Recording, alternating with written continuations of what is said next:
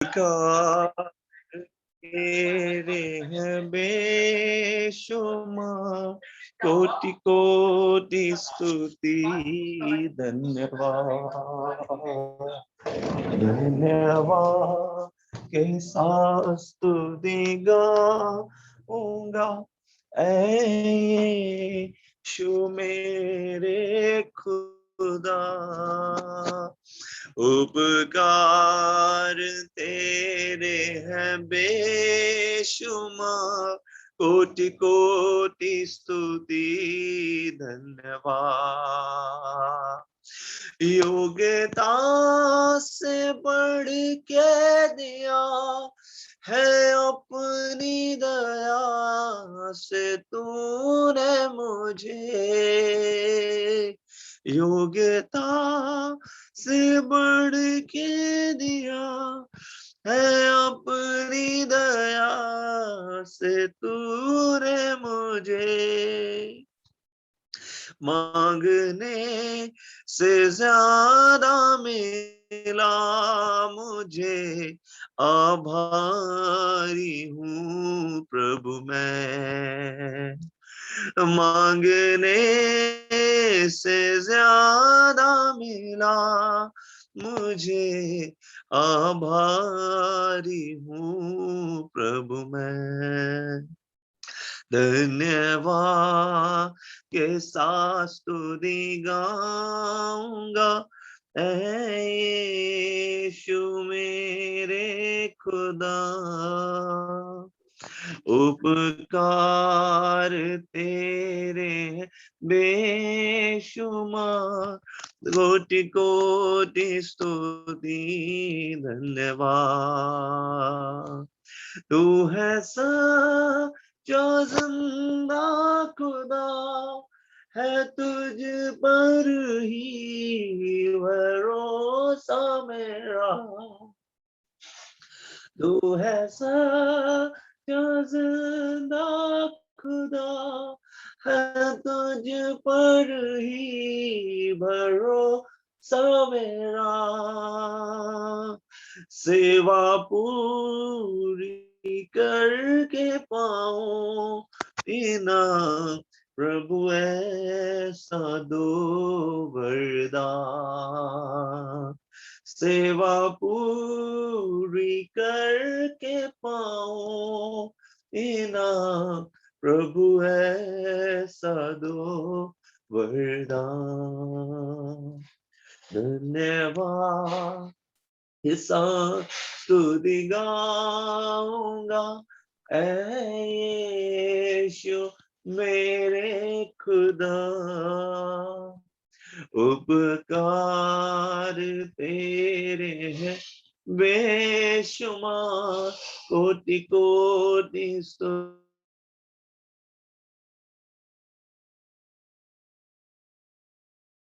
स्तुति धन्यवाद।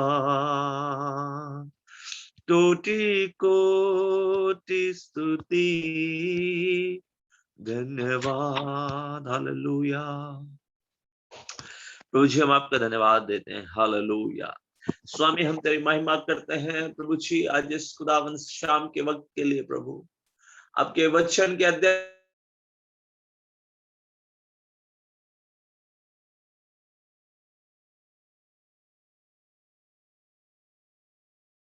रोहन सकतर नहसी अदर नमः लरा हसी दूरी हंदर नमः।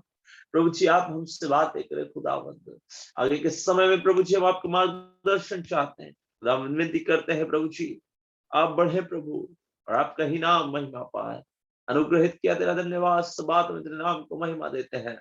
प्रार्थना प्रभु यीशु मसीह के नाम में मांगते हैं, आमेन आमेन आमेन। Praise the Lord. आप सभी को एक बार फिर से मसीह यीशु के नाम में जय मसीह की, और मैं स्वागत करता हूं आज की शाम में एक बार फिर से आप सभी का एनआरएचएम मिनिस्ट्री के इस बुक ऑफ जेनेसिस के अध्ययन में। हम मेरे प्रियो आज इस शाम में एकत्रित हुए आप सभी को मैं धन्यवाद देना चाहता हूं। मैं कहना चाहूंगा मेरे प्रियो, कृपया आप कल से ऑन टाइम 7:55 तक आप ज्वाइन हो जाएं, और समस्त लोगों को जो ज्वाइन होते हैं आप उन तक भी ये खबर पहुंचा दें, क्योंकि आप जितनी जल्दी आएंगे हम अध्ययन को प्रारंभ करेंगे, अधिक से अधिक समय हम वचन में बिताने पाएंगे। इसलिए इन बातों को आप ध्यान रखें।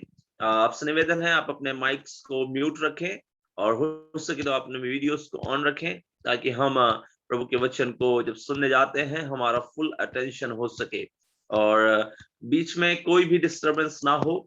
इसलिए आप ध्यान दें, आप जिस स्थान पे हैं आप वहां पर ध्यान दें कि सारे डिस्टरबेंस को आप अवॉइड करते हुए सारा समय प्रभु के वचन की ओर दें।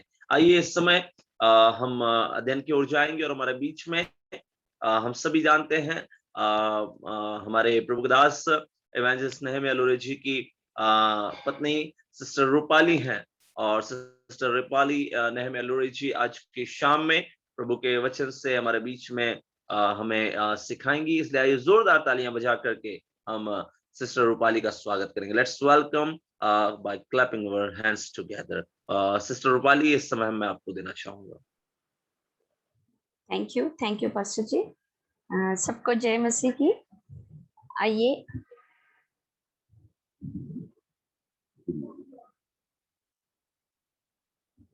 आइए हम सीधा वचन में जाएंगे।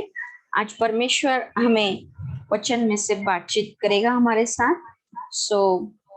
हम जेनेसिस की किताब इसका 9वां अध्याय, उत्पत्ति की किताब इसका 9वां अध्याय हम पढ़ने जा रहे हैं और इस वचन में प्रभु हमसे बातचीत करने जाएगा, मुझे पूरा विश्वास है। हम पढ़ेंगे पहला वचन।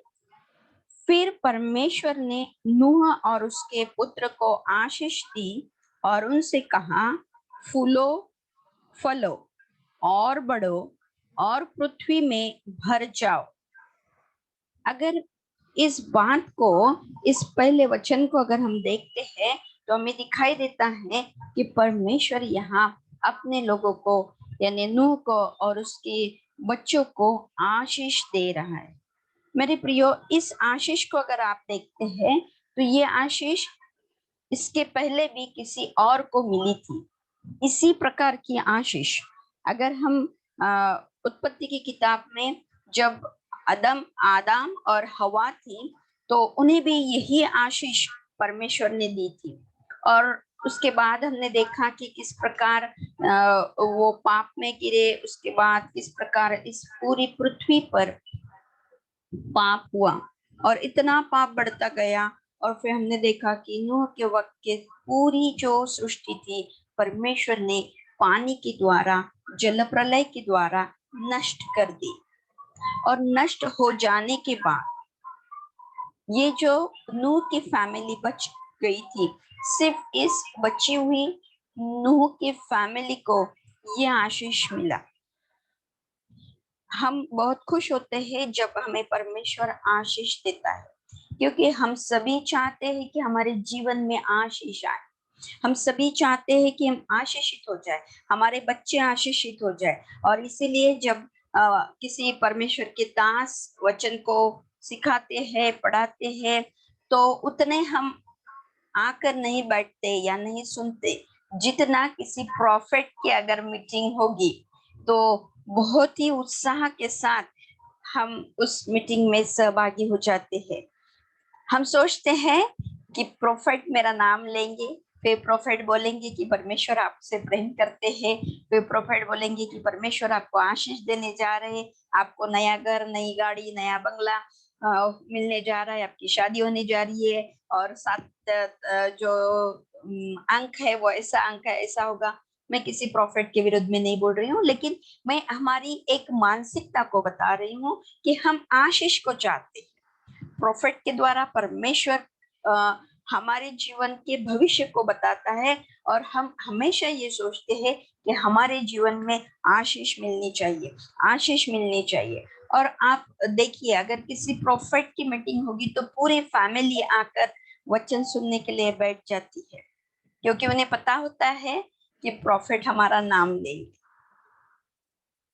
लेकिन आशीष के लिए हम ऐसे पीछे रहते हैं। लेकिन मुझे ये बताना है मेरे प्रियो कि यह आशीष किसको मिली। यह आशीष परमेश्वर के वचन में स्पष्ट लिखा है, परमेश्वर ने नूह और उसके पुत्रों को आशीष दी। नूह और उसके पुत्र को आशीष मिली। क्यों मिली? हमें आशीष तो चाहिए, लेकिन आशीष हमें कब मिलेगी, क्यों मिलेगी, ये हमें आज देखना है। नूह ने और उसके बच्चों ने क्या किया था? उस वक्त की दुनिया जो पाप में पड़ी हुई थी, उस वक्त के लोग जो पूरी रीति से अनैतिकता के, इमोरलिटी के, सेक्सुअल पाप में गिरे हुए थे। पूरी दुनिया जो थी, जानवर से लेकर इंसान तक सब पाप में पड़े हुए थे। लेकिन नूह और उसके बेटे उस वक्त शुद्धता और पवित्रता और परमेश्वर को पकड़े हुए थे। अगर हम हमारे जीवन में आशीष को चाहते हैं तो हमें परमेश्वर के वचन को पढ़ना पड़ेगा। परमेश्वर के वचन के अनुसार हमारा जीवन जीना पड़ेगा। परमेश्वर जो बता रहे हैं उसे हमें करना होगा, तब हमारे जीवन में आशीष है। अगर नूह और नूह के बेटे, नूह की पत्नी, नूह की बहुएं अगर परमेश्वर का वचन नहीं सुनते तो क्या वो आशीष पाते? नहीं, वो भी उन्हीं लोगों की तरह नाश हो जाते थे। इसीलिए अगर हमें आशीष चाहिए तो हमें आज्ञाकारिता चाहिए। हमें परमेश्वर के वचन, परमेश्वर के जो प्रिंसिपल्स है, जो कायदे है, जो कानून है, जो लॉ है, उसे हमें फॉलो करना पड़ेगा, तब हमें आशीष मिलेगी। बहुत बार हम चाहते हैं कि परमेश्वर हमें वैसी आशीष दे दे। हम दुनियादारी में चलेंगे, हम दुनिया की रीति रिवाजों को फॉलो करेंगे, परमेश्वर के प्रिंसिपल्स को फॉलो नहीं करेंगे, और फिर भी परमेश्वर ने हमें आशीष देना चाहिए। लेकिन मेरे प्रियो, ऐसा नहीं होगा। अगर हमें आशीष चाहिए तो परमेश्वर के वचन के अनुसार हमें चलना चाहिए। अगर हम जेनेसिस के 8वें अध्याय के लास्ट पोर्शन को अगर हम पढ़ते हैं तो हमें दिखाई देता है कि जब पानी पूरा जो पृथ्वी पर जो पानी हो गया था वो सूख जाता है, और नूह और उसके लोग जो है जहाज के बाहर आते हैं, तो वे क्या करते हैं? वो एक वेदी को स्थापित करते हैं। वेदी पर एक वहां होम बलि वो चढ़ाते हैं, और इस होम बलि का सुगंध पाकर परमेश्वर आनंदित हो जाता है। जब हम किसी भी प्रकार की दुर्घटना से बच जाते हैं, शैतान की किसी भी प्रकार की दुष्ट योजनाओं से हम बच जाते हैं, तो हमें क्या करना चाहिए? नूह और उसकी फैमिली ने क्या किया? परमेश्वर ने जब पूरी पृथ्वी में से सिर्फ इस एक फैमिली को बचाया, तो इस एक फैमिली ने जाकर अब हम छूट गए, हम बच गए और चलो अभी हम एंजॉय करते हैं, ऐसा नहीं किया। उन्होंने परमेश्वर को याद किया, और परमेश्वर को याद कर कर उन्होंने एक वेदी को बनाया और उस पर होम बलि को वहां अर्पण किया, होम बलि को चढ़ाया, और होम बलि को चढ़ाकर परमेश्वर को आनंदित किया। मेरे प्रियो, हमारे जीवन में भी यही प्रिंसिपल होना चाहिए। हमने हर बार परमेश्वर के लिए वेदी को बनाना चाहिए। वो प्रार्थना की वेदी हो सकती है, वो थैंक्स गिविंग की वेदी हो सकती है। जिस प्रकार अगर आप रास्ते से जा रहे हैं, किसी ने आपकी कुछ हेल्प कर दी, तो आप फट से बहुत जल्द से thank you sir ji, thank you madam ji, thank you sister ji, thank you brother ji बोलते हैं। लेकिन परमेश्वर के बारे में क्या? जब परमेश्वर आपको किसी बीमारी से बचाता है, किसी बीमारी से बाहर निकालता है, अभी कोविड के इन दिनों में हम देखते हैं कि कितने लोग आज दुनिया से निकल गए, उनकी मृत्यु हो चुकी। शायद हम में से किसी को कोविड हुआ होगा, लेकिन परमेश्वर ने हमें उनमें से बचाया। शायद किसी को हॉस्पिटल में एडमिट होना पड़ा, शायद किसी को वहां ऑक्सीजन पर रहना पड़ा, किसी को वेंटिलेटर पे जाना पड़ा, लेकिन परमेश्वर ने फिर भी उसमें से आपको अगर बाहर निकाला है, तो हम हमारी हमारी धार्मिकता के कारण, किसी ने प्रार्थना करने के कारण नहीं, तो परमेश्वर की दया के कारण हम बचे हैं। तो अब हमारा काम क्या है? अब हमारा काम है हम परमेश्वर के सामने वेदी को बनाएं, परमेश्वर को थैंक्स गिविंग का अर्पण हम परमेश्वर के सामने चढ़ाए।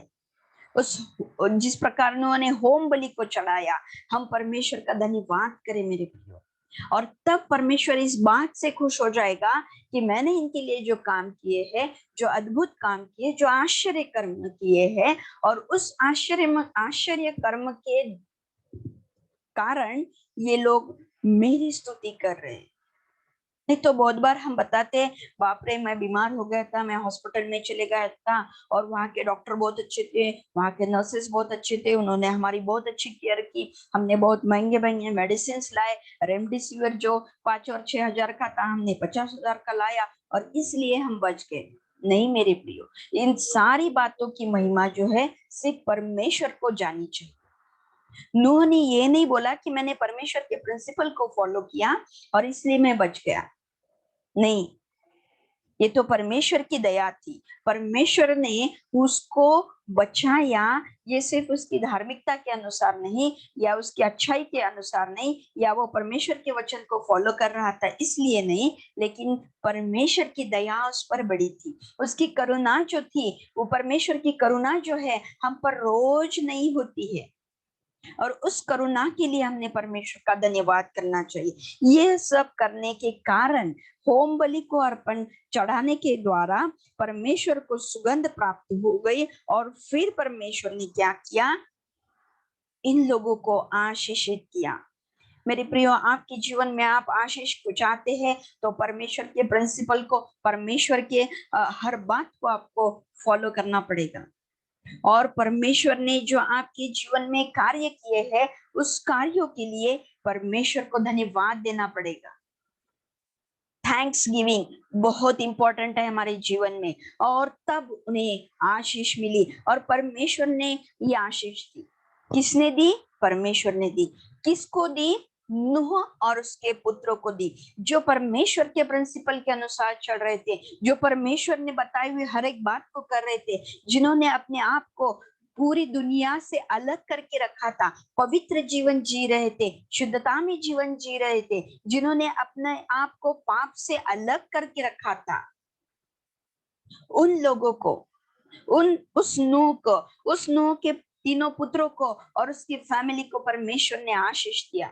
मेरे प्रियो, आप बोलेंगे कि फिर इनके बहुओं का नाम नहीं, फिर नूह के पत्नी को के बारे में बताया नहीं। जहां पुरुष होता है वहां स्त्री आती है, और इसीलिए नूह के साथ नूह की पत्नी भी इसमें इंक्लूड हो जाती है। इसमें नूह के पुत्रों के साथ उनकी बहुएं भी इंक्लूड हो जाती है, और इन्हें आशीष मिली। मेरे प्रियो, कौन सी आशीष मिली हम देखेंगे। दूसरा वचन, उसी वचन में, फूलो फलो और बढ़ो और पृथ्वी में भर जाओ। मेरे प्रियो, यहाँ एक ब्लेसिंग को परमेश्वर ने दिया। इसमें परमेश्वर ने बोला कि बी फ्रूटफुल, आप फ्रूटफुल हो जाओ, and multiply and fill the earth. आपको क्या होना है? फूलो फलो, यानी आप जो है फ्रूटफुल हो जाओ, फ्रूट्स को लाना, देन मल्टीप्लाई हो जाओ। मल्टीप्लीकेशन हमें पता है ना, 2 दूने 4 हो जाते, 4 दूने 8 हो जाते, 2 2 जा 4, 4 2 जा 8। मल्टीप्लाई होना है, और क्या करने के लिए बोला? पृथ्वी में भर जाओ। इतनी बड़ी आशीष, आदम और हवा को जो आशीष मिली थी, उनके वक्त पूरी पृथ्वी उनके लिए थी।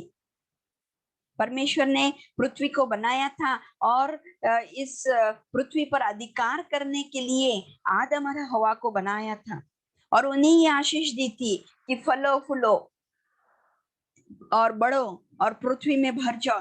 ये जो आशीष आदम और हवा को दी थी, वो आशीष अब इस नूह को मिल रही है, इस नूह के फैमिली को मिल रही है मेरे प्रियो। और यहाँ आगे अगर हम पढ़ेंगे तो वहां लिखा है, तुम्हारा डर और भय पृथ्वी के सब पशुओं और आकाश के सब पक्षियों, भूमि पर के सब रेंगने वाले जंतुओं और समुद्र की सब मछलियों पर बना रहेगा। ये सब तुम्हारे वश में कर दिए जाते हैं। सिर्फ उनको मल्टीप्लाई होने का, फ्रूटफुल होने का, बढ़ जाने का, अबंडेंस में आने का आशीष परमेश्वर नहीं देते, लेकिन परमेश्वर कहते हैं कि ये जो पृथ्वी पर अभी जो एनिमल बच्चे हैं, जो समुद्र की मछलियां हैं, जो भूमि पर के रेंगने वाले जंतु है, जो पशु है, जो पक्षी है, इन सबों पर आपको क्या करना है? राज करना है। इन सबों को आप वश में कर लो, और वो क्या करेंगे? तुम्हारा डर और भय पृथ्वी के सब पशुओं और आकाश के पक्षियों, रेंगने वाले सब जीव जंतुओं पर रहेगा। मेरे प्रियो, जब आदम को बनाया था, तब आदम के प्रति इन जानवरों में, इन पशु पक्षियों में कोई भी डर नहीं था। वो एक दूसरे के साथ मिलते थे, खेलते थे और बहुत अच्छे से रहते थे। ना आदम को लॉयन का डर रहता था, ना लॉयन को आदम का डर होता था। ना टाइगर को आदम का डर होता था, ना आदम को टाइगर का डर होता था। लेकिन नूह के वक्त परमेश्वर इस डर और भय को बनाए रखने के लिए बोलता है। इस डर और भय को इसीलिए बनाए रखता है क्योंकि परमेश्वर चाहता था कि इन जानवरों को अभी नूह और नूह की फैमिली यूटिलाइज करे, इस्तेमाल में लाए। आज तक आदम और हवा के वक्त इन एनिमल्स को यूटिलाइज करने का सवाल नहीं था, लेकिन अभी इन एनिमल्स पर भय और डर इन नूह का रहने वाला था। जब अभी देखो, जब नूह बाहर आता और नूह को शेर दिखता, तो शेर नूह को देखकर डर जाता, उसे भय हो जाता।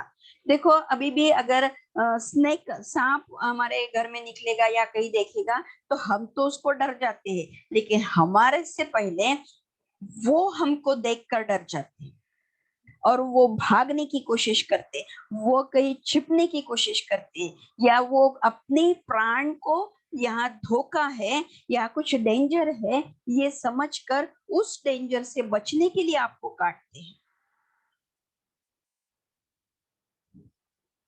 ये डर और भय उनके जीवन में, ये डर और भय कंफ्यूजन उनके जीवन में उत्पन्न करता है, और उनको हम यूटिलाइज करें, उनको हम उपयोग में लाएं, इसलिए परमेश्वर ने इन बातों को किया। लेकिन जो परमेश्वर का राज्य हमें मिलने वाला है, उसमें इस प्रकार का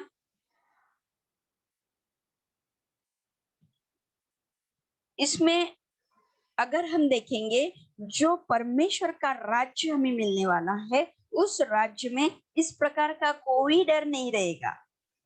हम शेर के साथ खेल सकेंगे, हमारा बच्चा जो है वो सांप के साथ खेल पाएगा, उस वक्त कोई डर नहीं रहेगा।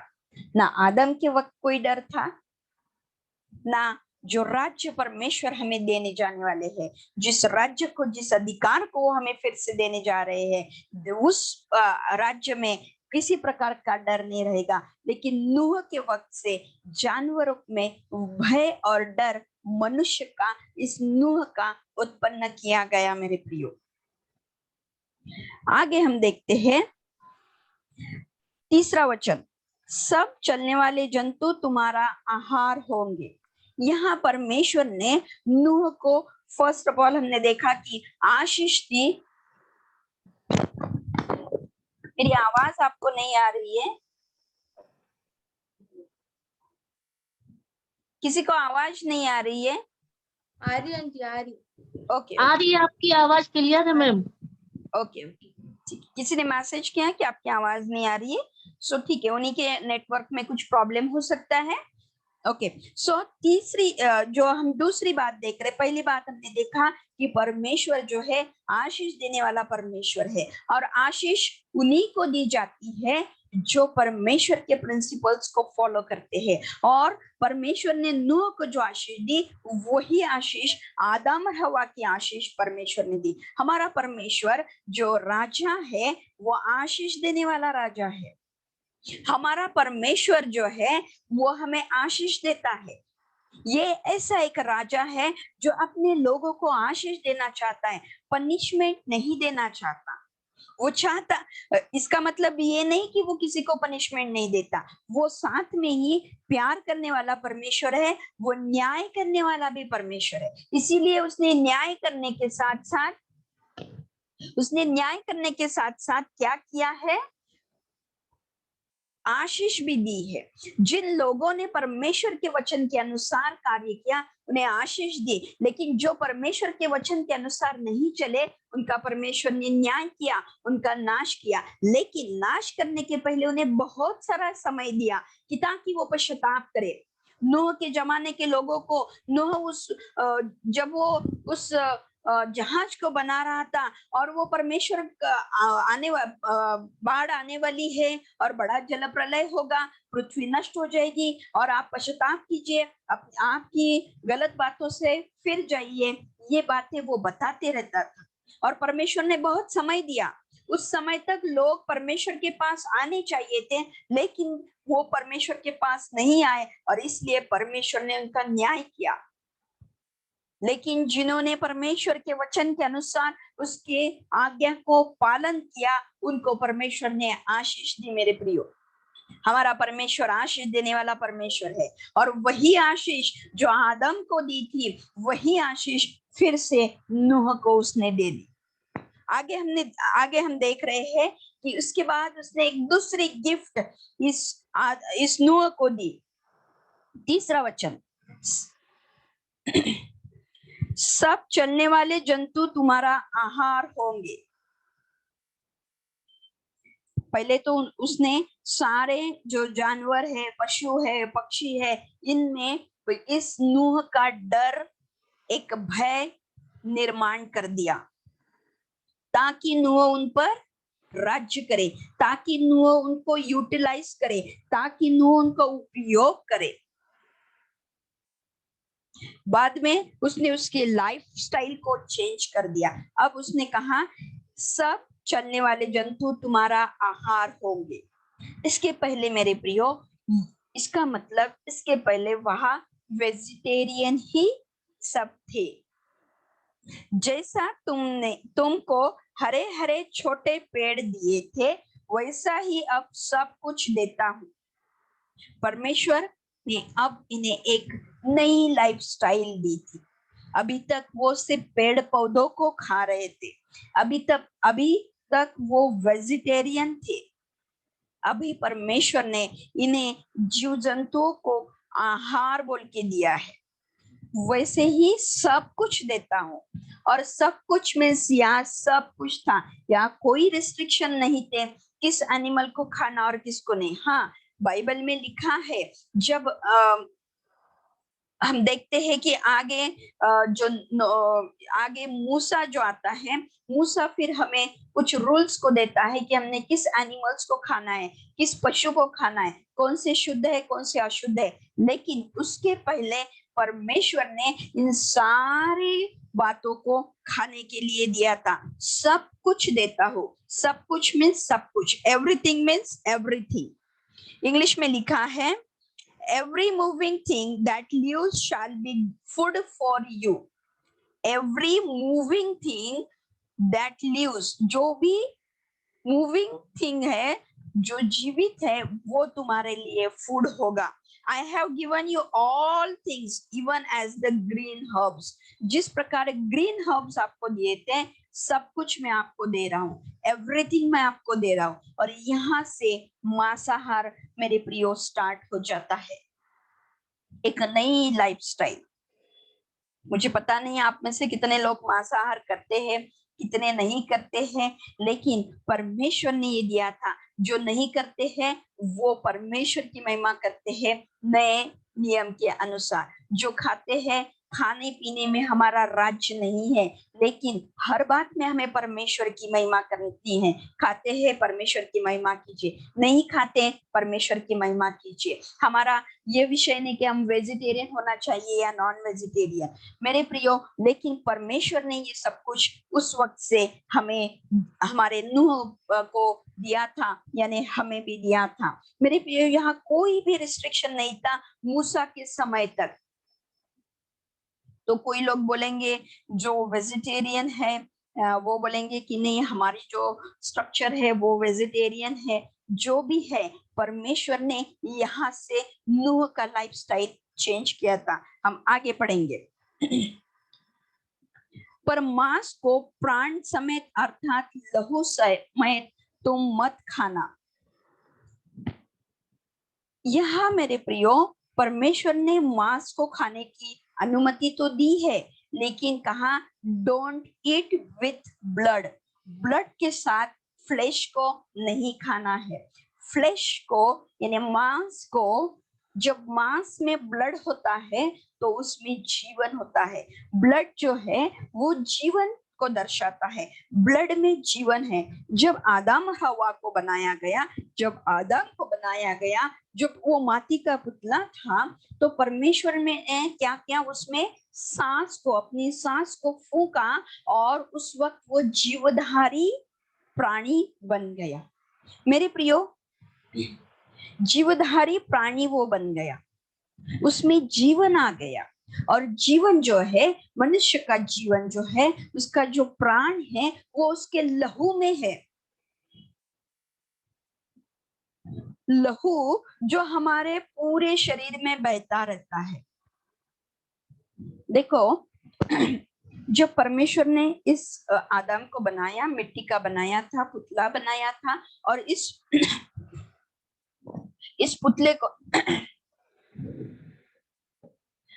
पुतले को बनाने के बाद उसने अपने श्वास को, सांस को उसमें डाला और तब ये जीवधारी हो गया। तब उसके शरीर में ये खून बहने लगा।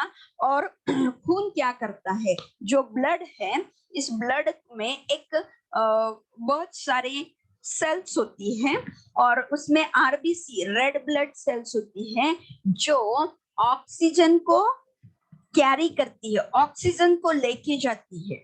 और ये जो ब्लड है हमारे शरीर में हर सेल तक जाता है, हमारे शरीर की हर पेशी तक जाता है। और हर पेशी को जीवित रहने के लिए ऑक्सीजन की जरूरत है। और ये ब्लड जो है, ब्लड में Hb होता है, वो ऑक्सीजन को मिक्स कर लेता है और हर सेल तक पहुंचाता है। और तब ये सेल जीवित होती है, जीवित रह पाती है। और ये जो सेल्स है हमारे शरीर में, वो हर बार मल्टीप्लाई होती जाती है, बढ़ती जाती है, उसकी ग्रोथ होती जाती है। अगर ये ऑक्सीजन वहां नहीं पहुंचेगा, ये लहू वहां नहीं जाएगा, तो ये सेल डेथ हो जाएगी। सो लहू में जीवन है, क्योंकि ये लहू हर सेल तक जा रहा है। मेरे प्रियो, लहू के बिना अगर आपके शरीर में से लहू निकाल दिया जाएगा तो आप मृत हो जाओगे। लहू में जीवन होता है। और ये लहू जो है परमेश्वर के लिए बहुत इंपॉर्टेंट था। परमेश्वर यहाँ से हमें कुछ बातों को, नूह को कुछ बातों को बताने जा रहा था। उसने मांस को खाने की तो अनुमति दे दी थी, लेकिन लहू के साथ खाने की अनुमति नहीं दी थी, क्योंकि लहू में जीवन था। मेरे प्रियो, ये जीवन जो है, ये किसी भी एनिमल को खाते वक्त उसमें लहू नहीं होना चाहिए, क्योंकि एक ऐसा एनिमल जो है उसका अर्पण होने वाला था, उसका बलि दिया जाने वाला था, जिसका लहू हमें पीना है। इसीलिए किसी भी जानवर का लहू हमें इस वक्त, जब मांस खा रहे हैं तो उस वक्त उसका लहू नहीं होना चाहिए। Don't eat with blood. Flesh और ब्लड जब मिक्स हो जाते हैं तो वहां जीवन आता है। और इस जीवन को जो एनिमल में है, आपको उसके ब्लड के साथ नहीं खाना है। जो बलि देने वाला था परमेश्वर, यीशु मसीह इस दुनिया में आकर जो बलि देने वाला था, परमेश्वर का मेमना होकर वो आने वाला था, उसका लहू हमें पीने के लिए बोला जाने वाला था। इसीलिए यहाँ तक परमेश्वर ने किसी जानवर के लहू को नहीं पीने के लिए बोला। मेरे प्रियो, आइए, हमारे पास ज्यादा समय नहीं है, इसलिए हम ये बहुत ही इंपॉर्टेंट बात है। हमें अगर समय मिलेगा तो हम आगे जरूर इस लहू के बारे में पढ़ेंगे। खून क्या है, लहू क्या है, क्यों परमेश्वर लहू को इंपॉर्टेंस देता है, क्यों परमेश्वर ने लहू को इंपॉर्टेंट दिया है। हमें पता है कि लहू को परमेश्वर का लहू जो है जो हम देखते हैं मूसा के समय में दरवाजे को लगाने के लिए बोला था, और उस लहू को देखकर मृत्यु की आत्मा निकल जाती थी। मेरे प्रियो, वो मृत्यु की आत्मा उन लोगों के घर में नहीं आती थी और उन्हें जीवन मिल जाता था, क्योंकि वहां लहू था। और ये लहू का इंपॉर्टेंस नूह के बाद से शुरू हो गया था, क्योंकि बाद में परमेश्वर ने वो किस प्रकार के एनिमल को मारना है, किस प्रकार बलि को देना है, इस सारी बातों के नियम को, इन सारी बातों के रूल्स को मूसा के द्वारा बाद में दिए जाते हैं। इसीलिए परमेश्वर ने यहाँ कहा था कि मांस को प्राण समेत अर्थात लहू समेत तुम न खाना। एक नियम को भी दिया था परमेश्वर ने, आशीष को भी दिया, एक न्यू लाइफस्टाइल को भी यहाँ दिया, लेकिन उसी के साथ कुछ रूल्स को भी उसने दिया, और इस रूल्स को मेरे प्रियो हमें फॉलो करना था। आगे अगर हम पढ़ते हैं तो, और निश्चय ही मैं तुम्हारे लहू अर्थात प्राण का बदला लूंगा, सब पशुओं और मनुष्यों दोनों से मैं उसे लूंगा। मनुष्य के प्राण का बदला मैं एक एक के भाई बंधुओं से लूंगा। मेरे प्रियो, परमेश्वर मनुष्य के प्राणों को इतना महत्व देता है कि उसने कहा कि मैं क्या करूंगा, प्राण का बदला लूंगा। इसीलिए परमेश्वर, आगे हम पढ़ते हैं, जो कोई मनुष्य का लहू बहाएगा उसका लहू मनुष्य ही से बहाया जाएगा, क्योंकि परमेश्वर ने मनुष्य को अपने स्वरूप के अनुसार बनाया है। परमेश्वर कहता है मैं तुम्हारे लहू का अर्थात तुम्हारे प्राण का बदला लूंगा। और किससे लूंगा? भाई बंधु से लूंगा। मेरे प्रियो, क्यों लूंगा? क्योंकि परमेश्वर कहता है मनुष्य को अपने ही स्वरूप के अनुसार बनाया। हमने जेनेसिस की पहले जब स्टडी की थी तब हमने देखा था कि परमेश्वर ने मनुष्य को अपने स्वरूप में बनाया था, स्वरूप और समानता में बनाया था। लेकिन यहाँ परमेश्वर कहते हैं कि मैंने तुम्हें अपने स्वरूप में बनाया था। स्वरूप में हमने देखा था कैरेक्टर, हम में परमेश्वर का कैरेक्टर, और समानता मीन्स पावर आदम में थी, लेकिन आदम ने वो पावर को खो दिया था। इसलिए परमेश्वर कहता है कि मैंने मनुष्य को मेरे स्वरूप में बनाया है, उसके कैरेक्टर में उसने हमें बनाया है। और यहाँ अगर हम देखेंगे तो सिर्फ मनुष्य के प्राणों का बदला परमेश्वर नहीं बोलता, लेकिन किसके? आइए हम फिर से इस वचन को पढ़ेंगे ताकि हमें समझ में आए। और निश्चय ही मैं तुम्हारे लहू अर्थात प्राण का बदला लूंगा, सब पशु और मनुष्य दोनों में से उसको लूंगा। देखो, हमारा परमेश्वर बड़ा ही दयालु प्रेमी परमेश्वर है, केयरिंग परमेश्वर है। वो पशुओं के भी प्राणों के बारे में बोलता है। इसीलिए हमको जानवरों के प्रति, पशुओं के प्रति दयापूर्ण व्यवहार करना है, मर्सीफुल हमें होना है।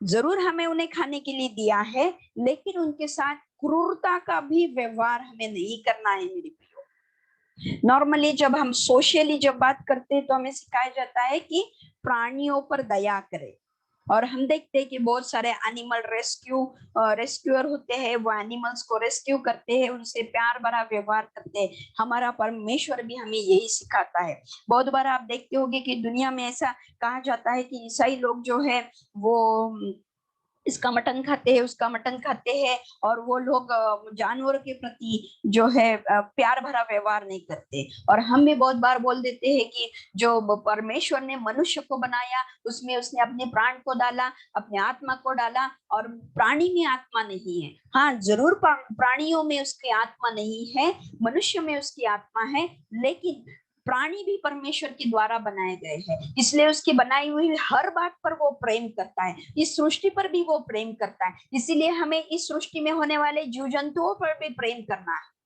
इसका मतलब ये नहीं कि उनमें आत्मा नहीं तो हम उनके बारे में नहीं सिर्फ मनुष्यों के ही बारे में सोचे। मनुष्य बहुत इंपॉर्टेंट है क्योंकि उसमें आत्मा है, लेकिन साथ में ये एनिमल्स जो है, ये पशु पक्षी जो है, हमें किस लिए दिए थे? हम उन्हें यूटिलाइज करें इसके लिए दिए थे। उनमें भय और डर निर्माण करने के लिए नूह को बोला था। क्यों? क्योंकि आप उस एनिमल्स को इस्तेमाल करें, गाय को इस्तेमाल करें दूध के लिए, बैल को इस्तेमाल करें खेती के लिए, घोड़े को इस्तेमाल करें उसके ट्रैवलिंग के लिए। और इसीलिए जब आप इन चीजों को, इन प्राणियों को अपने लिए यूटिलाइज कर रहे हैं तो उन पर प्यार भी आपको करना है, उन पर दया भी करना है, उनके प्राणों की रक्षा भी करना है। और इसीलिए जो दाऊद राजा था वो क्या करता था? राजा बनने के पहले वो एक चरवाहा था, और चरवाहा क्या करता है? अपने भेड़ों को, अपने जो शिप है उनको बचाता है, उनकी रक्षा करता है। याकूब जो था वो अपनी मामा लाबान की जो जानवर थे उनको संभालता था, दिनों रात वो उसमें रहता था, संभालता था, वो उससे मल्टीप्लाई उसने उनको किया था।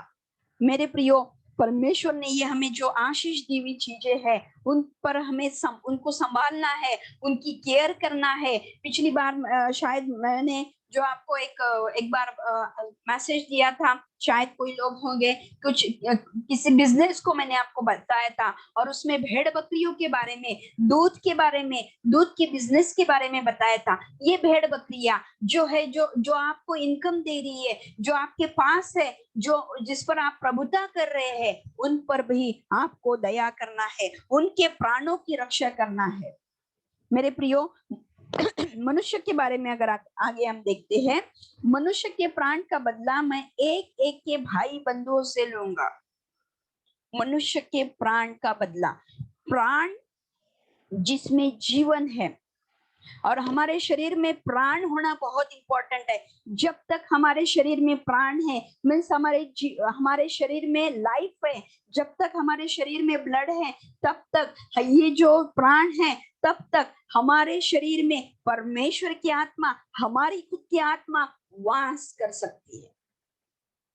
जब तक आप जीवित हैं तब तक परमेश्वर की आत्मा आपको इस्तेमाल कर सकती है, तब तक परमेश्वर का राज्य आपके द्वारा लोगों तक जा सकता है। इसीलिए आपके साथ जो भाई है उसके प्राण का भी बदला, उसके प्राण का भी बदला परमेश्वर लूंगा, ऐसे बोलते हैं। मनुष्य के प्राण का बदला मैं एक एक के भाई बंधुओं से लूंगा। जो कोई मनुष्य का लहू बहाएगा उसका लहू मनुष्य से ही बहाई जाएगा। मीन्स परमेश्वर यहाँ कहते हैं कि आपको किसी का खून नहीं करना है। जस्टिस यहाँ परमेश्वर दे रहे हैं, न्याय को दे रहे हैं। अगर किसी ने किसी का लहू बहाया है, किसी ने किसी का खून किया है, तो उसको हमारी जो जजमेंट है, हमारी जो जज है, हमारी जो न्याय व्यवस्था है, वो क्या करती है? उसे प्राण दंड देती है, उसे फांसी की शिक्षा देती है, या उसे पनिशमेंट करती है। यह न्याय, हमारा परमेश्वर न्यायी परमेश्वर है, वो आशीष देने वाला परमेश्वर है, वो गिफ्ट देने वाला परमेश्वर है, वो हमारी लाइफस्टाइल को चेंज करता है, वो हमें नियम, कायदे, कानून, प्रिंसिपल्स को देता है, और उसी वक्त वो हम पर प्यार भी करता है। वो हमारे प्राणों की इंपॉर्टेंस को जानता है। इसी के साथ वो क्या करता है? वो न्याय करने वाला परमेश्वर है। यहाँ किसी का लहू, किसी मनुष्य का लहू दूसरे मनुष्य ने नहीं बहाना चाहिए, उसका खून नहीं करना चाहिए। क्यों? क्योंकि परमेश्वर ने मनुष्य को अपने स्वरूप के अनुसार बनाया है, अपने कैरेक्टर, परमेश्वर का स्वरूप मीन्स परमेश्वर के कैरेक्टर उसने मनुष्य में डाले हैं, और इसीलिए वो मनुष्य को इंपॉर्टेंस देता है। अगर हम अन्य जाति लोगों के तरफ देखेंगे तो वहां मनुष्य को इंपॉर्टेंस नहीं है। कोई मुंह की तरफ से बने हैं, कोई पैर की तरफ से बने हैं, और मनुष्य को कम ज्यादा वहां वैल्यू है। लेकिन परमेश्वर, जो हमारा परमेश्वर है, जो सृष्टि का निर्माण करता है, वो किसी भी मनुष्य को कम या ज्यादा नहीं समझता। वो किसी को उच्च जाति का नीच जाति का नहीं समझता।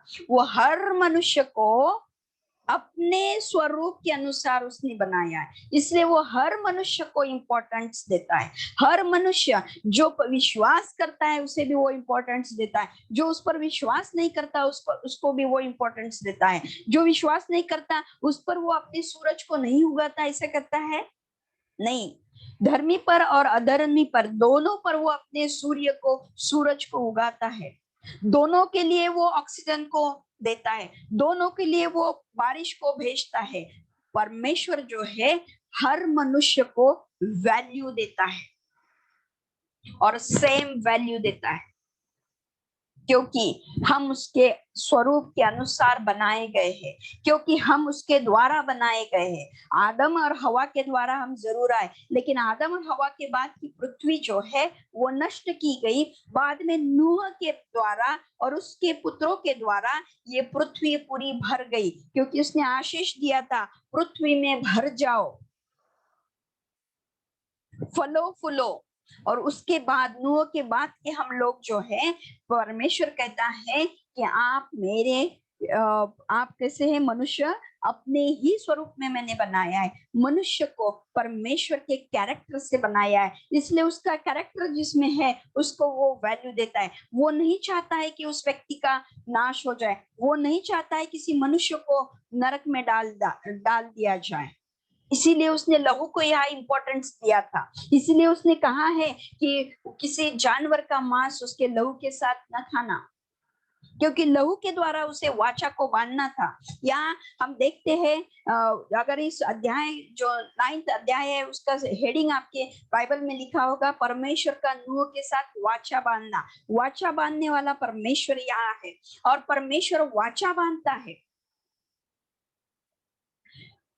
ये जो परमेश्वर, हमारा परमेश्वर है, उसने नूह के साथ वाचा बांधी, उसने अब्राहम के साथ भी वाचा बांधी, उसने जो हमारा मूसा है उसके साथ वाचा को बांधा, और नए नियम में उसने एक नई वाचा को दिया।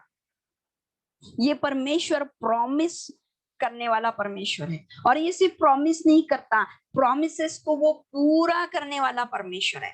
और ऐसा परमेश्वर जो जानवरों पर भी प्रेम करता है, उसका कैरेक्टर अगर आप में और मुझ में है तो हमें क्या करना है? हमें जानवरों पर भी प्रेम करना है।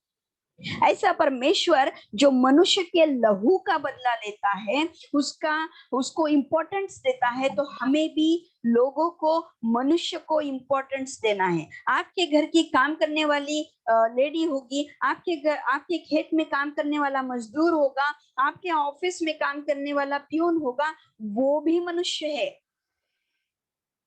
उसका प्राण का बदला परमेश्वर हमसे लेगा, उसका प्राण हम ले रहे हैं।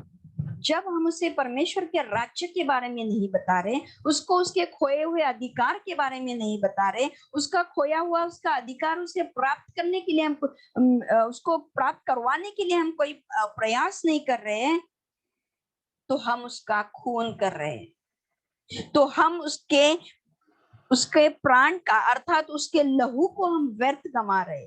पूरे जीवन में उसके शरीर में लहू रहेगा तो वो जीवित रहेगा, लेकिन एक दिन वो लहू, वो प्राण, वो श्वास उसके शरीर में से निकल जाएगा।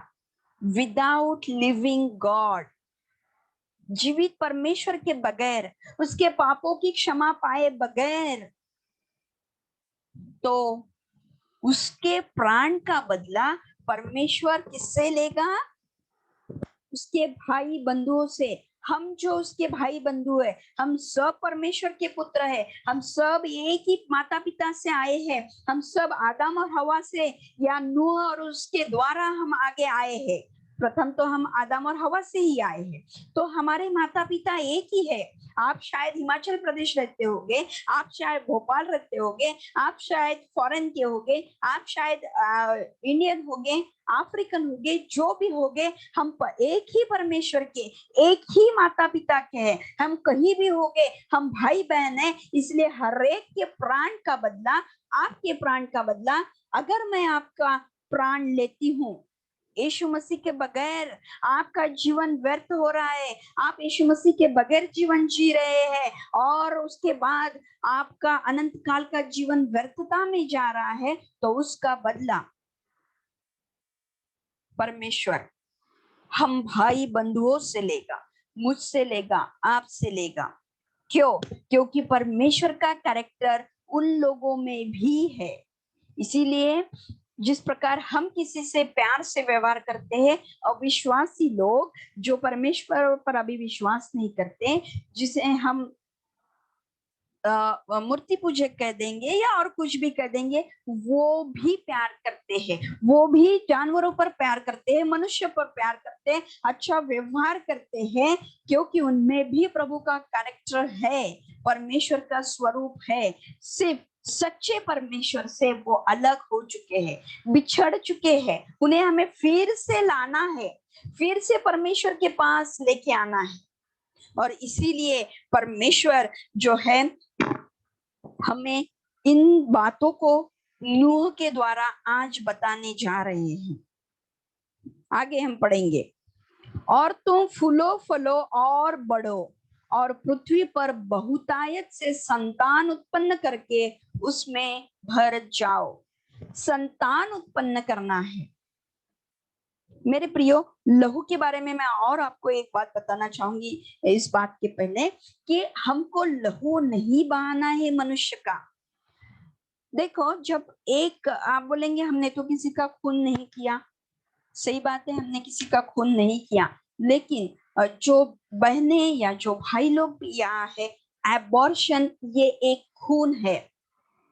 जब पुरुष बीज जिसे हम स्पर्म कहते हैं और स्त्री बीज जिसे हम ओवम कहते हैं, इनका जब मिलन हो जाता है, उसी वक्त, जिस वक्त वो मिल जाते हैं, उसी वक्त वहां सेल जो है डिवाइड होने लगती है, एक के दो, दो के चार बनने लगते हैं, और वहीं से उसी क्षण से बच्चा उत्पन्न हो जाता है, बच्चे की बॉडी बनना शुरू हो जाती है।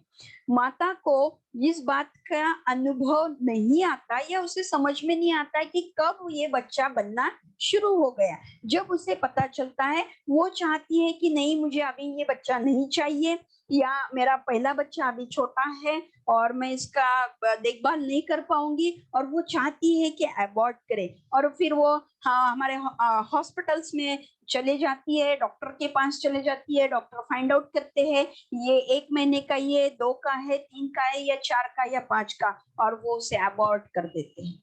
लीगली इसको मान्यता मिल चुकी है, जिसे हम हमारे लैंग्वेज में, मेडिकल लैंग्वेज में एमटीपी बोलते हैं, मेडिकल टर्मिनेशन ऑफ प्रेगनेंसी।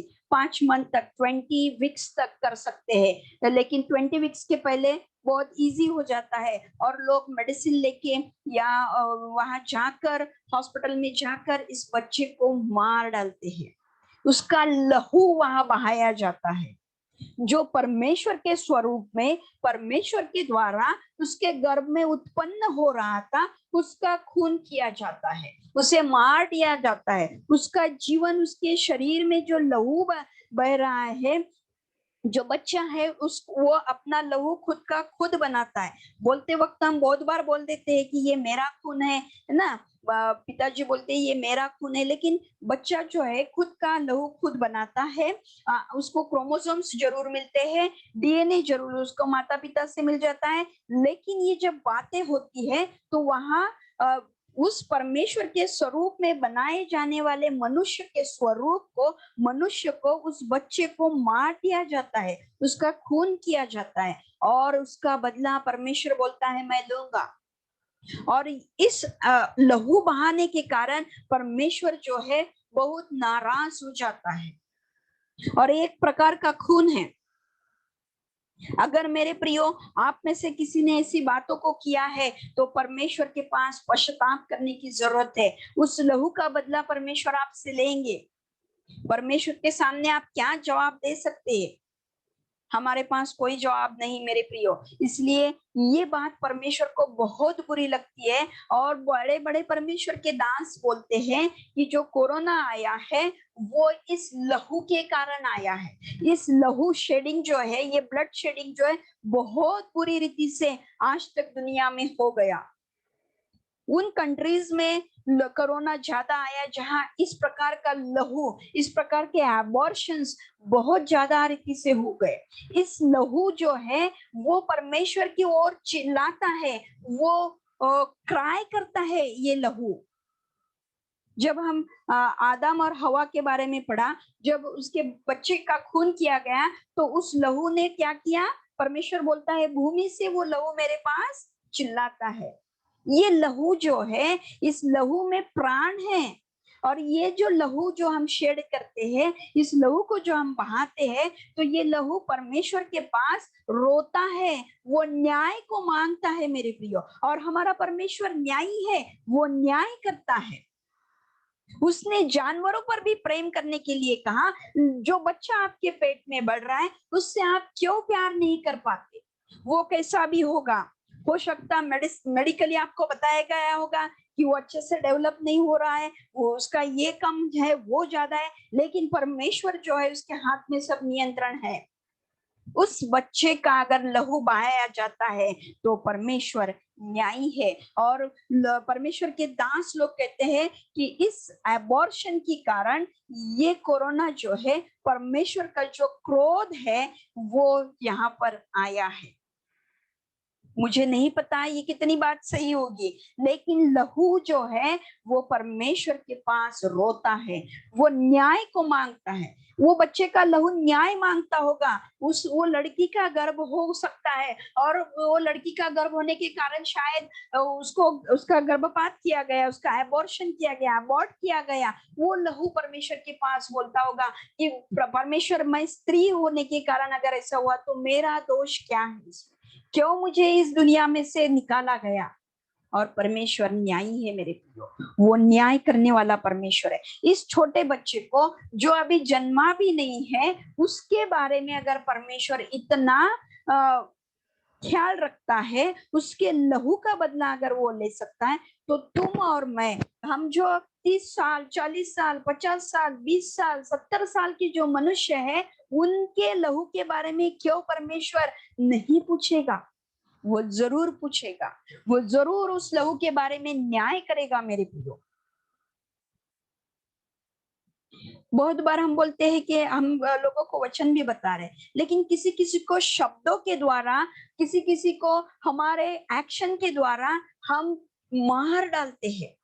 जिस प्रकार अगर आपने मुझ पर तलवार चलाई तो मुझे घाव हो जाएगा, दर्द हो जाएगा, उसमें से लहू बहेगा, जख्म, एक वुंड मुझे हो जाएगी, दर्द देगी वो। इसी प्रकार किसी की एक्शन ऐसी होती है, किसी के शब्द ऐसे होते हैं कि उस शब्दों के द्वारा, उस एक्शन के द्वारा मैं वुंडेड हो जाती हूँ, जख्मी हो जाती हूँ। और उस जख्म के कारण मुझे मेरे प्राण निकल जा रहे ऐसा लगता है, इतना दर्द होता है। और मुझे लगता है कि नहीं, मैं जीवित रहना उचित नहीं, इससे तो मर जाना अच्छा है। इतना मेरा अपमान किया गया, इतने बुरी रीति से मुझे बोला गया, मुझे इतनी बुरी रीति से ट्रीटमेंट दी जा रही है कि मुझे जीवित रहने का इच्छा ही नहीं। मेरे प्रियो, ये भी एक प्रकार का खून है। इसे मैं साइकोलॉजिकली खून बोलूंगी, आत्मिक रीति से खून। जो लोग परमेश्वर के वचन को नहीं जान रहे, उनको हम परमेश्वर का वचन नहीं बता रहे, और वो वैसे ही मृत हो जा रहे हैं, और लास्ट में वो नरक में, उस नरक की अग्नि में जा रहे हैं। वो भी हमने किसी का खून किया है। इसलिए मेरे प्रियो, परमेश्वर बड़ा ही ईर्ष्यावान परमेश्वर है, ईर्ष्या रखने वाला परमेश्वर है। परमेश्वर दयालु परमेश्वर है, परमेश्वर न्याय करने वाला परमेश्वर है, परमेश्वर आशीष देने वाला परमेश्वर है। और ये जो हमारा राजा है, ये न्यायी राजा है। परमेश्वर का न्याय हम पर क्रोध के द्वारा न आए, इसलिए हमारे जीवन के मार्ग को हमें सही करना है, हमारे चाल चलन को हमें सही करना है, हमारे शब्दों को हमें सही करना है, हमारी जो एक्शन है उसको हमें सही करना है, जिसके द्वारा हम किसी का खून न करें। आगे बढ़ते हैं मेरे प्रियो। हमारे पास लहू के बारे में बोलने के लिए बहुत कुछ है, लेकिन हमारे पास उतना समय नहीं है। आगे हम पढ़ते हैं, तुम फलो फूलो और बढ़ो और पृथ्वी पर बहुतायत से संतान उत्पन्न करके उसमें भर जाओ।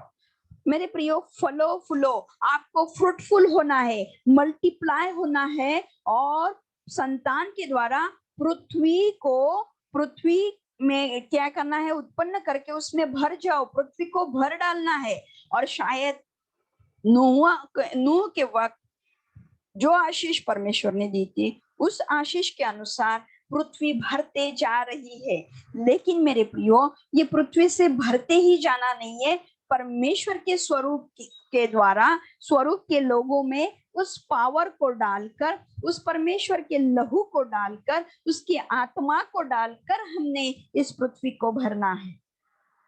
पृथ्वी तो भरे जा रही है, लेकिन पाप के साथ भरे जा रही है। बहुतायत से संतान को उत्पन्न करें, हमें संतान को उत्पन्न करना है। आत्मिक रीति से हमें बच्चों को जन्म देना है। एक गाय जो है, गाय के बच्चे को जन्म देती है। एक बकरी जो है, बकरी के बच्चे को जन्म देती है। मनुष्य जो है, मनुष्य के बच्चों को जन्म देती है। और हम जो है परमेश्वर के राज्य के लोग हैं, और हमें परमेश्वर के राज्य को बढ़ाने के लिए उत्पन्न करना है बच्चों को, आत्मिक बच्चों को हमें जन्म देना है। जब हम आत्मिक बच्चों को जन्म देंगे, यीशु मसीह के लहू से भरे हुए लोगों को, यीशु मसीह के लहू के द्वारा धोए हुए ऐसे संतान को उत्पन्न करके हमें इस पृथ्वी को भरना है, क्योंकि हमें इस पृथ्वी पर राज्य करना है। जो पृथ्वी हमें दी जाने वाली है, उसमें राज्य जब करना है, तो राज्य हमें करने के लिए हमारे राज्य में लोग होने चाहिए, और इस संतान को हमें उत्पन्न करना है, आत्मिक संतान को उत्पन्न करना है। इस आत्मिक संतान को जब हम उत्पन्न करते हैं, जो लेडीज या लेबर पेन में से गई है, उन्हें पता है कि लेबर पेन्स कितने भयंकर होते हैं। एटलीस्ट 24 आवर्स उसको, एक बच्चे को जन्म देने के लिए उस पीड़ा में से जाना पड़ता है, और इतनी भयंकर पीड़ा जो होती है, उस पीड़ा में से जाने के बाद वो बच्चे को जन्म देती है। जब आत्मिक रीति से आपको किसी बच्चे को जन्म देना है, तो इसी प्रकार की पीड़ाओं में से हमें जाना पड़ता है। उस बच्चे को उसे 9 महीने पेट में रखना पड़ता है। उस बच्चा जो है पेट में घूमता है, और उसे बाहर से वो सारी मूवमेंट्स उसे पता चलती है। वो माता ठीक से सो नहीं पाती, रात को उसे नींद नहीं आती, वो पीठ के बल सो नहीं पाती, उसे एक साइड पे सोना पड़ता है, उसके पीठ में दर्द होता है, वो बैठ नहीं पाती ठीक से, वो ठीक से सांस नहीं ले पाती, उसको जो वो खाती है वो ठीक से डाइजेस्ट नहीं होता है, उसे नॉशिया होता है, उसे वॉमिटिंग होती है, और इन सारी पीड़ाओं में से वो जाती है। और लास्ट में जब लेबर पेन्स होते हैं, 9 महीने की इन पीड़ाओं के बाद 24 आवर्स की, 24 घंटे के एटलीस्ट बच्चे को जन्म करने की प्रोसेस में से वो जाती है, और इतनी पीड़ाओं में से वो जाती है, बाद में वो बच्चे को जन्म देती है। और जब वो उस बच्चे का जन्म देखती है, जब वो बच्चा क्राई करता है, रोता है, तो वो अपनी सारी दर्द को भूल जाती है। 9 महीने की उसके सारी दर्द को वो भूल जाती है। 24 आवर्स की उन भयंकर पीड़ाओं को, वो लेबर पेन्स को भूल जाती है, क्योंकि उसने एक सुंदर बालक को, एक न्यूबॉर्न बेबी को उसने जन्म दिया होता है।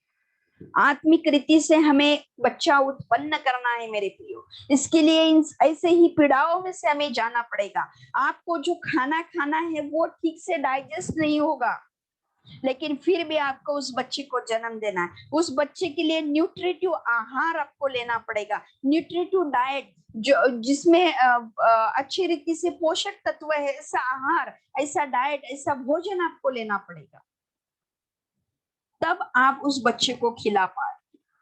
इसलिए आपको वचन की स्टडी को करना पड़ेगा। जब ऐसा न्यूट्रिटिव डाइट आपके पास होगा, तब आप जिस बच्चे को जन्म दे रहे हैं उसको आप खिला पाएंगे। उसकी तबीयत अच्छी, वो एक फुल टर्म नॉर्मल बेबी, अच्छा हेल्दी बेबी बोल के जन्म ले पाएगा। इन सारी पीड़ाओं से जाना पड़ेगा, इन सारी बातों से जाना पड़ेगा। जेंट से भी अच्छा ही इन बातों को लेडीज शायद अच्छी रीति से समझ पाएगी। और आत्मिक रीति से बच्चे को जन्म देना इतना ही पीड़ादायक होता है मेरे प्रियो। ऐसे संतान को उत्पन्न करके उनमें भर जाओ। आशीष दी है परमेश्वर ने आशीष दी है, अभी हमें काम करना है। परमेश्वर तो उत्पन्न कर सकता है, ये आशीष देने के बगैर परमेश्वर नूह को और उसके फैमिली को खड़ा करके एक शब्द बोल देता था और बहुत सारे बच्चे वहां उत्पन्न हो सकते थे। हो नहीं सकते थे? हाँ, हो सकते थे। परमेश्वर को कोई भी बात इम्पॉसिबल नहीं है। लेकिन ये सब बातें करने के लिए परमेश्वर ने हमको बोला है, नूह को बोला था।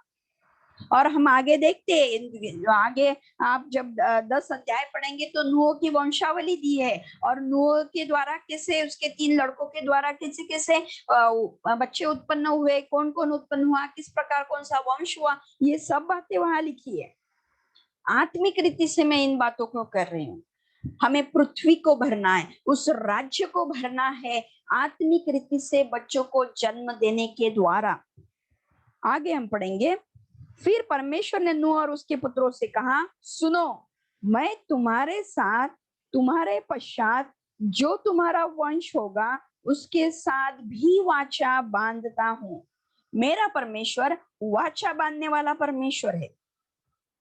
वो सिर्फ नूह से वाचा नहीं बांधता, तो उसने किससे बांधा? नूह, उसके पुत्र और पुत्रों से कहा, नूह से और पुत्र से कहा, क्या कहा? मैं तुम्हारे साथ, मीन्स नूह के साथ, नूह के फैमिली के साथ, और तुम्हारे पश्चात जो तुम्हारा वंश होगा, भविष्य में जो तुम्हारा वंश होगा। अभी तो 3 ही बेटे हैं, 3 ही बहू है, नूह और मिसेस नूह है, वहां है, बस इतने ही लोग हैं। लेकिन परमेश्वर वाचा सिर्फ उन्हीं से नहीं बांध रहा, उनके बाद, उनके पश्चात जो उनका वंश होगा, उनके जो बेटे बेटियां होंगे, नातू पोतू होंगे, क्या जो भी उनके बाद के जो भी लोग होंगे, उनके साथ भी परमेश्वर वाचा बांधता है। और कौन सी वाचा बांधता है? और सब जीवित प्राणियों से जो तुम्हारे संग है, सिर्फ लोगों के साथ नहीं, सिर्फ नूह के साथ नहीं, सिर्फ नूह के वंश के साथ नहीं, लेकिन जो प्राणी वहां है उनके साथ भी परमेश्वर वाचा बांधता है। क्या पक्षी, क्या घरेलू पशु, क्या पृथ्वी के सब बनेले पशु, पृथ्वी के जितने जीव जंतु जहाज से निकले हैं, और मैं तुम्हारे साथ अपनी यह वाचा बांधता हूँ। सबों के साथ परमेश्वर ने वाचा बांधी, नूह के साथ, नूह के बच्चों के साथ, नूह के वंश के साथ, पशु के साथ, पक्षियों के साथ, जीव जंतुओं के साथ, जो जितने उस जहाज में से आज बाहर निकले थे, उन सबों से परमेश्वर एक वाचा को बांधता है। मेरे प्रियो, परमेश्वर वाचा बांधने वाला परमेश्वर है। उसके इस कैरेक्टर को आपके जीवन में आपको देखना है। अगर आपने किसी से वाचा बांधी है तो आपको उसे पूरा करना है। मेरा परमेश्वर जो है वाचा बांधने वाला परमेश्वर है। सिर्फ वाचा ही नहीं बांधता, लेकिन उसे पूरा भी करता है। आगे हम पढ़ते हैं, और मैं तुम्हारे साथ अपनी यह वाचा बांधता हूँ कि सब प्राणी फिर जल प्रलय से नष्ट न होगे। अब आप कोई भी जल प्रलय से नष्ट नहीं होगा, और पृथ्वी का नाश करने के लिए फिर जल प्रलय न होगा। पृथ्वी का नाश तो जरूर होगा, लेकिन जल प्रलय से नहीं होगा। ये परमेश्वर ने वाचा बांधी नूह के साथ, नूह के बच्चों के साथ, नूह के वंश के साथ, और उस वक्त जितने भी प्राणी उस जहाज में से आए थे। आज जो भी प्राणी आपको दिखते हैं, उनके वंश नूह के जहाज में थे। उस जहाज में से जो जो बाहर निकले, उन सबों के साथ परमेश्वर ने वाचा बांधी। कौन सी वाचा बांधी? कि अब मैं इसके आगे पृथ्वी का नाश जल प्रलय से नहीं करूंगा। फिर परमेश्वर ने कहा, जो वाचा मैं तुम्हारे साथ और जितने जीवित प्राणी तुम्हारे संग है उन सब के साथ भी युग युग की पीढ़ियों के लिए बांधता हूँ, इसका यह चिन्ह है। एक वाचा बांधी कि मैं जल प्रलय से अभी पृथ्वी का इन प्राणियों का नाश नहीं करूंगा, और उसका एक चिन्ह भी दिया। देखो, जब शादी होती है क्रिश्चियन मैरिज, उसमें क्या होता है, एक वाचा बांधी जाती है।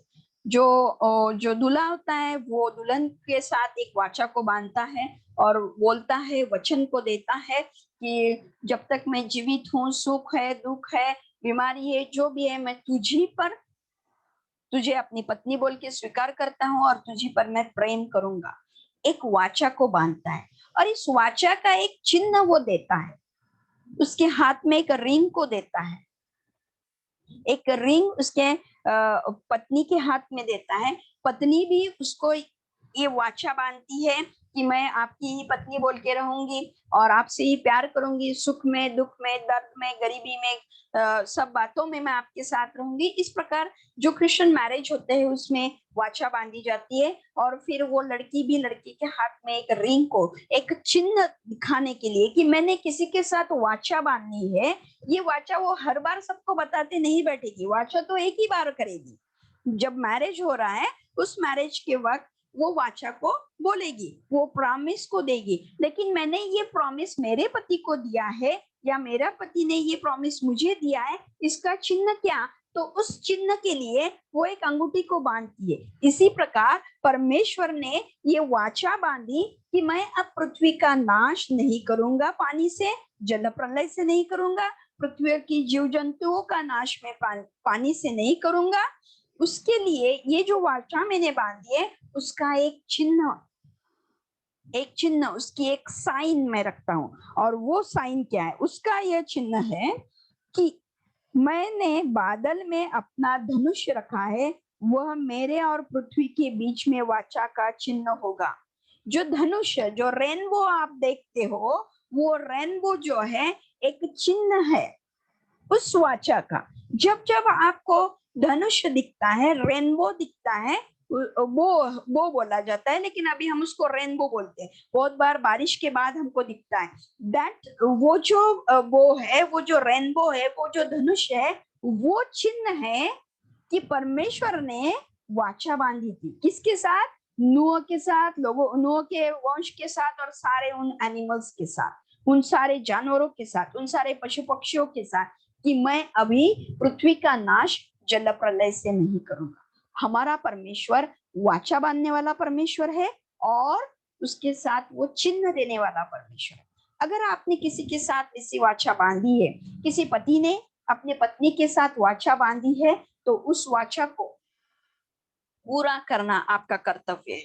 फिर आपके पास गरीबी हो, अमीरी हो, किसी बीमारी में आप हो या ना हो, आपको आपके पति के साथ, आपको आपके पत्नी के साथ मिलकर रहना है, उसी से प्यार करना है। तो बहुत बार आज की जो बातें हम देखते हैं कि कुछ बातें हो गई, पति पत्नी की अनबन हो गई, और फिर क्या होता है कि किसी दूसरा पुरुष उसे अच्छा लगने लगता है और वो बोलती है कि नहीं, अब मैं इससे प्यार करती हूँ, अब मैं उसे अपना पति बनाना चाहती हूँ, वो मेरा जीवन साथी बनना चाहिए, ये उस लायक नहीं है, ये मुझसे प्यार नहीं करता, और जो वाचा है उसे वो तोड़ना चाहते। लेकिन मेरे प्रियो, आप परमेश्वर के स्वरूप में बनाए गए हैं। जो आप परमेश्वर पर विश्वास करते हैं, आप में परमेश्वर का कैरेक्टर रखा गया है। और परमेश्वर का कैरेक्टर क्या है? वो वाचा बांधने वाला परमेश्वर है। उसने आपके साथ वाचा बांधी है और उस वाचा को वो आज तक पूरा करता आया है, आगे भी पूरा करेगा, क्योंकि पृथ्वी का नाश जरूर होगा, लेकिन वो पानी से नहीं होगा, अग्नि के द्वारा होगा। हमने अगर किसी के साथ वाचा बांधी है तो उस वाचा को हमें पूर्ण करना है, और परमेश्वर ने इस वाचा का चिन्ह दिया था। आगे हम पढ़ते हैं, और जब मैं पृथ्वी पर बादल फैलाऊंगा तब बादल में धनुष दिखाई देगा, तब मेरी प्रजा जो वाचा तुम्हारे और सब जीवित शरीरधारी प्राणियों के साथ बांधी है, उसको मैं स्मरण करूंगा। जब जब धनुष दिखाई देता है तब परमेश्वर इस बात को फिर से याद करते हैं कि मैंने इनके साथ वाचा को बांधा है। तब ऐसा जल प्रलय फिर न होगा जिससे सब प्राणियों का विनाश हो। अब सब, इसका मतलब ये नहीं कि प्राणियों का विनाश नहीं होगा, प्राणियों का विनाश हो जाएगा, लेकिन जल प्रलय से नहीं होगा। बादल में जो धनुष होगा, मैं उसे देख के यह सदा की वाचा स्मरण करूंगा। जब जब परमेश्वर इस धनुष को देखते हैं तो इसे वो स्मरण करते हैं। कहा जाता है कि जब परमेश्वर के जो बहुत बड़े बड़े दास लोग हैं स्वर्ग में जाते हैं, तो स्वर्ग का दर्शन उन्हें किया जाता है, उन्हें परमेश्वर आत्मा में, शरीर में स्वर्ग में लेके जाते हैं। उन्होंने इस धनुष को पिता परमेश्वर के जो राजासन है, जो उसका बैठने का स्थान है, वहां पर उसके पीछे में इस धनुष को देखा है। और परमेश्वर हमेशा उस धनुष की ओर देखते हैं और उस चिन्ह को हमें भी दिखाते हैं। उसको साइंटिफिकली हम बोलते हैं कि जब पानी की जो बूंद है उसमें से सूर्य की किरण जब पास होती है तो ये धनुष दिखाई देता है, रेनबो दिखाई देता है। साइंटिफिकली हम इसे बोलते हैं, जो भी होगा, लेकिन परमेश्वर इस धनुष को दिखाते हैं और उस वाचा को वो याद करते हैं, स्मरण करते हैं। और हमें भी जब दिखाई देता है तो हमें इस बात को ध्यान में लेना है कि पृथ्वी आगे पानी से नाश नहीं होगी, क्योंकि वाचा करने वाले परमेश्वर ने हमसे ये वाचा बांधी है। और वाचा का यह चिन्ह है जो परमेश्वर और पृथ्वी पर के सब जीवित जीवधारी प्राणियों के बीच बंधी है। किसके बीच बंधी है? जीवधारी, सब जीवधारी प्राणियों के बीच, पृथ्वी के सब जीवधारी प्राणियों के बीच और परमेश्वर के बीच। जीवधारी प्राणियों में सिर्फ मनुष्य ही नहीं, लेकिन हर प्रकार का पशु पक्षी प्राणी सब आए हैं। सब प्रकार के जानवर, पशु पक्षी प्राणी, मनुष्य और परमेश्वर, इनके बीच में ये वाचा बांधी गई। वाचा बहुत बार दो लोगों के बीच में बांधी जाती है, पति और पत्नी के बीच में वाचा बांधी जाती है। परमेश्वर और पृथ्वी के सब जीवधारी प्राणियों के बीच में ये वाचा बांधी गई मेरी प्रियो।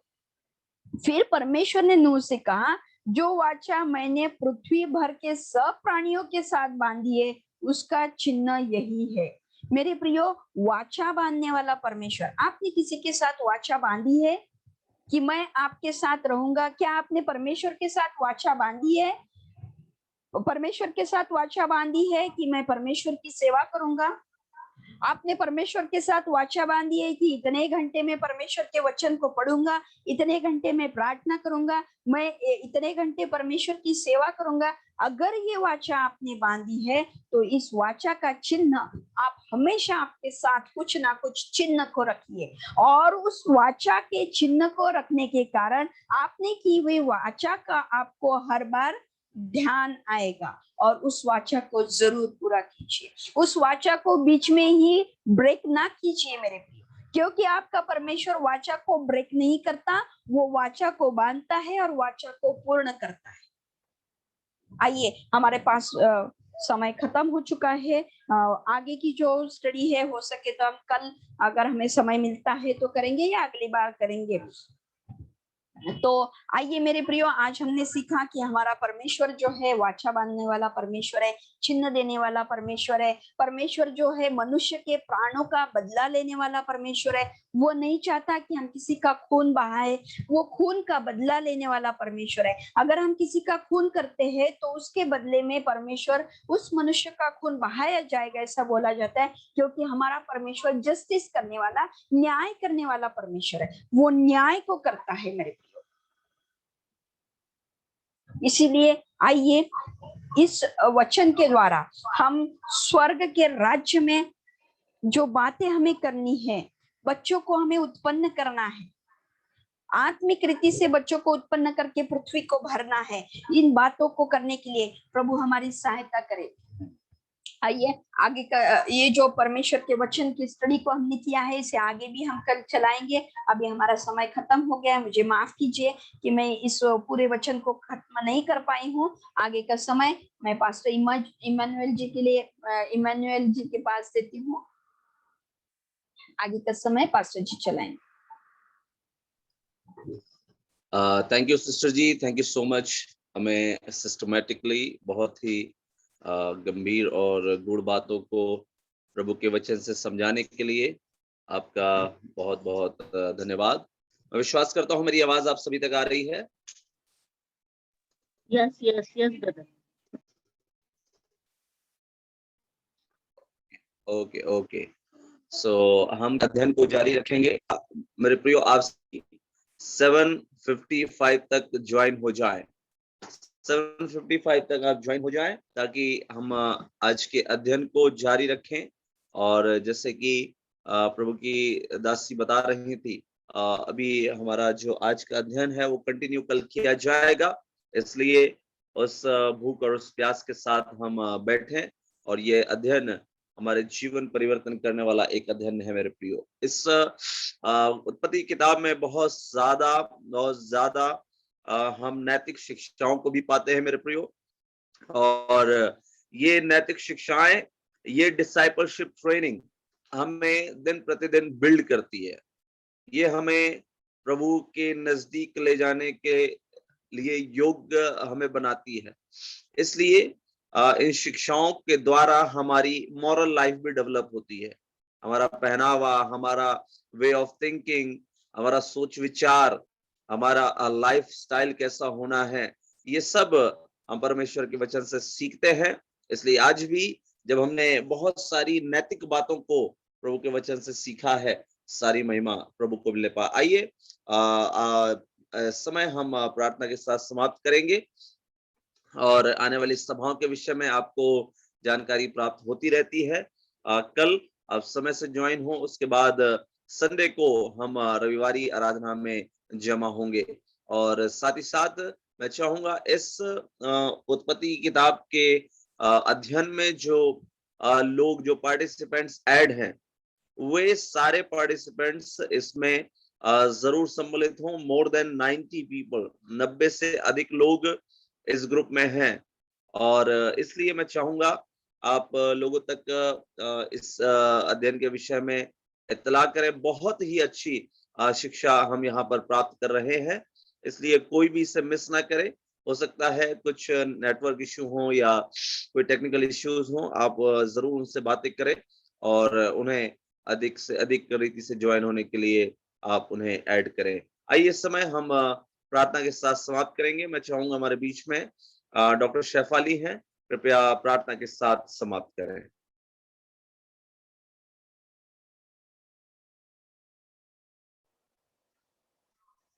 Hallelujah hallelujah hallelujah. Thank you lord, thank you lord, thank you पिता परमेश्वर।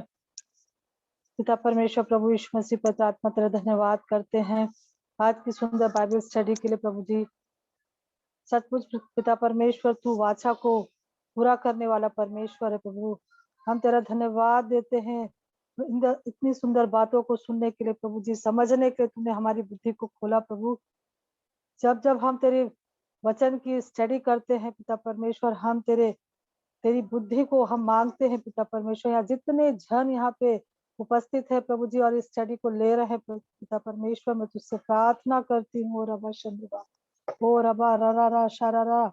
ओ प्रभु मैं प्रार्थना करती सबको इन सब बातों को समझने की समझ दे पिता परमेश्वर। ओ प्रभु जी हम सिर्फ सुन के जाने वाले ना हो पिता परमेश्वर। अगर हमने सचमुच तुझसे किसी बात की वाचा बांधी है पिता परमेश्वर, उस वाचा को पूरा करने वाले बने प्रभु जी। Thank you lord Jesus. Sister Rupali, bless pastor Nehemiah, और प्रभु जी मैं सभी के लिए तेरी ब्लेसिंग को मांगती हूँ पिता परमेश्वर, जो बाइबल स्टडी दे रहे पिता परमेश्वर, पास्टर जॉन, पास्टर इमैनुअल प्रभु जी। हो प्रभु जी हम सब यहाँ पर बड़ी दीनता नम्रता से तेरे एक एक वचन को पढ़ के समझने वाले हो प्रभु, क्योंकि तू अपनी गुप्त बातों को अपने दासों के द्वारा हमारे बीच में लेके आ रहा प्रभु। मैं तेरा धन्यवाद करती हूँ पिता परमेश्वर। वो हालेलुया, तेरा धन्यवाद हो प्रभु जी की ये अवसर तूने हमारे जीवन में दिया है प्रभु जी। हर एक उत्तम वरदान पिता परमेश्वर तेरी ओर से हमारे बीच में आता था। जब प्रभु हमें ये अवसर मिला है तो हम इस अवसर को खोने वाले ना हो पिता परमेश्वर, लेकिन सारी बातों को प्रभु जी हाँ और आमीन में ग्रहण करने वाले हो पिता परमेश्वर। प्रार्थना करती प्रभु जी ये पदार्थों को रिलीज करती हूँ सेनाराचम मिनिस्ट्री के अंदर प्रभु जी। तेरा आत्मा हम सब के बीच में होके कार्य करे प्रभु जी। हर एक बातों को मैं तेरी अधीनता के अंदर लेकर आती प्रभु जी। तुझे धन्यवाद देती कि तूने हम सबको एक मन और चित रख के जगह पे वो प्रभु जी स्टडी को और इस मिनिस्ट्री को आगे बढ़ाने के तूने हम सबकी अभी तक सहायता की पिता परमेश्वर। प्रभु जी तुझसे प्रार्थना है कि तू आगे भी हम सबको एक साथ लेके चल प्रभु।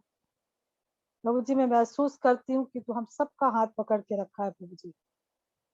ओ hallelujah, thank you lord, thank you lord, thank you lord Jesus, hallelujah. और अबा चंद्रबा रखा हो हालेलुया। और ई बाबा बाबा शरारा hallelujah, thank you lord, thank you lord Jesus. ओ प्रभु जी आप हमसे बहुत प्रेम करते हैं, थैंक यू लॉर्ड जीसस। वो यहाँ पे एक एक जन को तूने नाम ले लेकर के इकट्ठा किया पिता। हम अपनी इच्छा से इस जगह पर बिल्कुल नहीं आए हैं पिता परमेश्वर। ओ प्रभु जब हम सब यहाँ पर एक साथ तेरी सेवा में, तेरी तेरी बातों में, तेरे वचन में, तेरी एक एक बातों की गहराई में जब हम जाते हैं प्रभु जी, तो सचमुच ये बातें हमारे हृदय की रूपी पट्टियों पर लिखे हो पिता परमेश्वर, हालेलुया। वो प्रभु हम इससे भूलने वाले नहीं प्रभु। वो सचमुच अपने जीवन के अंदर तेरी एक एक बातों को लेके चलने के लिए तू यहाँ पे हम सब की सहायता कर प्रभु जी। वो प्रभु हमें हमें बल दे, शक्ति दे। हमारी कोई भी कमजोरी है पिता परमेश्वर उससे तू हमें बलवंत कर प्रभु जी। तेरा धन्यवाद करती हूँ सारी आशीषों के लिए, सारी बातों के लिए प्रभु। कल तक जब हम फिर से स्टडी में बैठे प्रभु, हम सब की सुधि लेना प्रभु। इस रात्रि को अच्छी मीठी नींद देना प्रभु यीशु मसीह। और जो वाचा हमने तुझसे बांधी है कि हम प्रार्थना करेंगे पिता परमेश्वर, तेरे वचन को पढ़ेंगे, वो सारी उत्तम बातों को हम करने के लिए तू हमें बल दे पिता परमेश्वर, हालेलुया। कोई भी इस जगह में प्रभु मैं प्रार्थना करती हूँ प्रभु जी कि सभी लोग तेरी सेवा में आगे बढ़ जाए प्रभु जी। एक अद्भुत कलीसिया तेरे द्वारा स्थापित की जाए पिता परमेश्वर, hallelujah. Thank you lord Jesus for loving us so much. मैं सचमुच धन्यवाद देती हूँ प्रभु जी। हम तेरे प्रेम के बदले क्या दे सकते हैं? Nothing we can give you, return you back. सिर्फ हम तुझे धन्यवाद की भेंट चढ़ाते हैं। Thank you lord Jesus. सारा आदर महिमा तुझको देती हूँ यीशु मसीह के नाम से, आमीन। थैंक यू सिस्टर जी। यदि और कोई अनाउंसमेंट नहीं है तो हम मीटिंग को लीव कर सकते हैं। Have a good night. प्रभु आप सबको बहुत ऐसे आशीषित करे। हम कल फिर मिलेंगे। प्रभु आपको बहुत ऐसे आशीषित करे। जय मसीह की।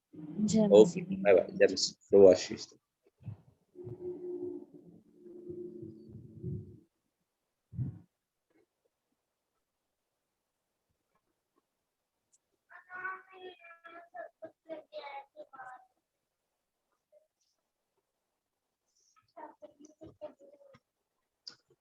कृपया मीटिंग एंड कर दें।